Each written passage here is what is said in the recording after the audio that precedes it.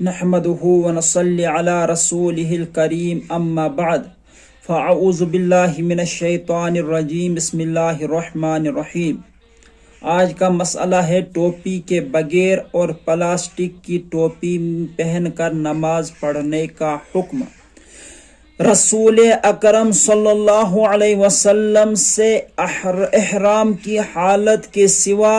بغیر ٹوپی کے نماز ادا کرنا ثابت نہیں، اسی لیے کاہلی، سستی اور لاپرواہی کی بنا پر ٹوپی کے بغیر ننگے سر نماز پڑھنا مکروہ تنزیہی ہے۔ البتہ اگر کبھی ٹوپی پاس نہ ہو اور فوری طور پر کسی جگہ میسر نہ ہو سکتی ہو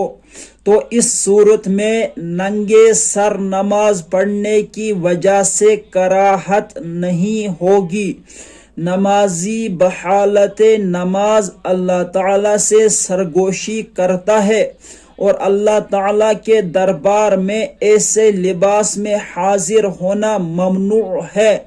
جس لباس کو پہن کر معزز مجلس و مجمع میں حاضر ہونے سے ناگواری ہوتی ہو اور اس کو اہانت، عیب و عار سمجھا جاتا ہو۔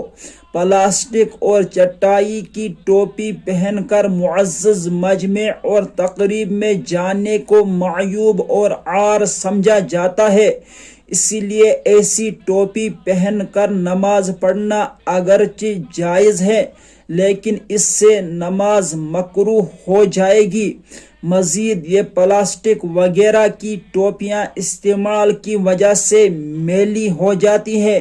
اس سے کراہت دگنی ہو جائے گی، اسی لیے ان ٹوپیوں میں نماز پڑھنے کے بجائے کپڑے جالی کی صاف ستھری ٹوپی پہن کر نماز پڑھنی چاہیے۔